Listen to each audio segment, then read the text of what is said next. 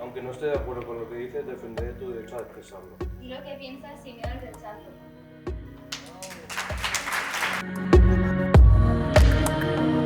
La salut mental és universal i de qualitat, constitueix una conquesta irrenunciable del sistema de benestar de la nostra societat, i defensar-la és defensar la nostra salut, el nostre dret a la vida i la nostra dignitat. Moltes gràcies per escoltar-nos. Presento orden de desahucio.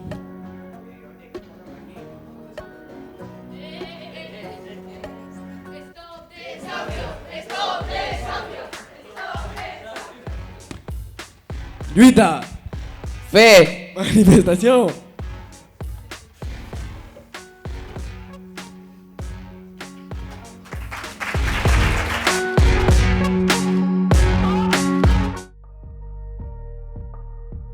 Hemos escogido este derecho porque creemos que es importante, porque incluye nuestro bienestar emocional y psicológico y social. Afecta la forma en que pensamos, sentimos y actuamos cuando enfrentamos la vida. Advoquem pels drets LGTBIAQ+. Volem escoltar la teva veu.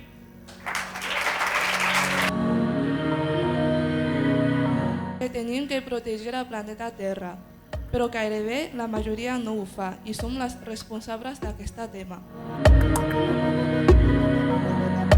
La visió de gènere no està ben integrada a les escoles. Els estereotips influeixen perpetuant la discriminació de gènere. El primer pas per solucionar la desigualtat és estudiar. No vull que el patriarcat decideixi la meva vida, vull decidir-la jo.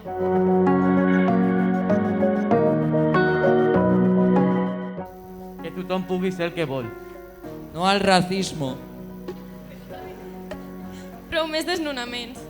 La intención de todo este proceso es favorecer el sentido de pertenencia a su comunidad y fomentar un espíritu crítico y solidario que los impulse a trabajar y a incorporar en la vida de cada uno, de cada una de ellos, la importancia y los aportes que pueden hacer para que exista una vida digna para todos y todas. Para mí, como teniente alcaldesa de Solidaridad y Cooperación, Santa Coloma es una ciudad solidaria, es una ciudad abierta y acogedora que trabaja incansablemente por los derechos humanos, por la cultura de la paz y por la resolución pacífica de conflictos. Ja sabem que, malauradament, hi ha situacions que la injustícia està molt present, però tots en podem fer alguna cosa.